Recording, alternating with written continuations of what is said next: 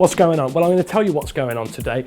You know that I always review various tech, live streaming. What you've never seen is what I actually do with it. And one of the things that I do is work here. This place is a local TV station here in the UK. So I'm going to show you a bit about what we actually do.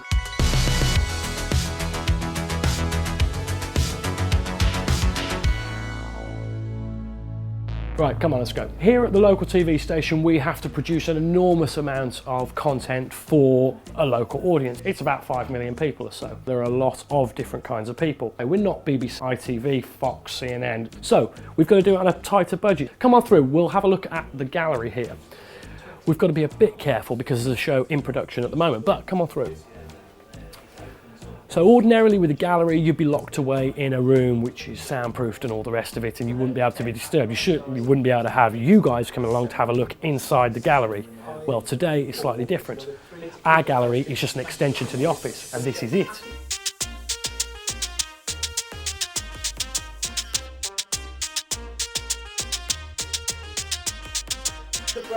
What you probably can see there is the whole thing is run by one person. So let me show you how the whole thing works. We run the entire gallery and the studio, which we'll have a look at in a minute, from an ATEM1ME. That ATEM1ME essentially feeds 3 cameras from that other room. What we then need is bits of VT. So this particular show at the moment is a business affairs show. They'll talk about, am I disturbing you, Italy? So we'll need to run bits of videotape and what have you along the way. Now there are loads of different types of media players out there, and the one we spoke about recently, the HyperDeck Studio Mini, that's not what we use here. We use a slightly more bit of broadcast software. So over there is a system that's run by AQ. There are loads of other ones around, and I won't bore you with the details of it, but for the purposes of this, that section plays the videos through, and it plays them through as if it was a camera input. So those videos turn up here. There isn't a video playing at the moment, so you can't see one, but we can also see the camera inputs 1, 2, 3, and it's in a green screen. Note we've keyed out the background. One of the limitations of the ATEM system is if you want to switch from camera 1 to 2 to 3 and change the backgrounds throughout, well, you need 20 fingers to do it. Or certainly you need a hardware control panel. It'll be pretty dexterous nonetheless. We use something different, a little bit of software called ATEM Plus. Well, it just takes control of one of the media players within the ATEM, and we can switch between them. A lot of the time when we do these live productions, and this one isn't as live production, so they finished part 1, they're about to do part 2, but the gallery operator here is also the guy who runs the studio. Through this gallery we produce 4 or 5 hours of news every single day, probably another 3 or 4 half-hour or 1-hour shows. The whole thing is generally driven by one person, and right next to the gallery we've got an iMac.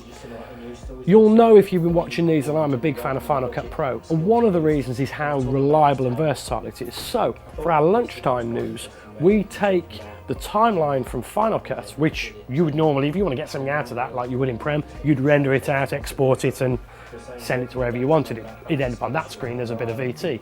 That's not what we do here. We actually plug the Mac into an input on the ATEM and use the AV output as the stream. So what we're doing is playing directly from the timeline straight out to air. It's really robust and it's never failed us. So Lee's sit back there. Lee's generally our go-to director. I say go-to, he's the only one we've got at the moment. So he will control the vision mixing. He also controls the talkback, so he lets everybody in the studio know what's happening.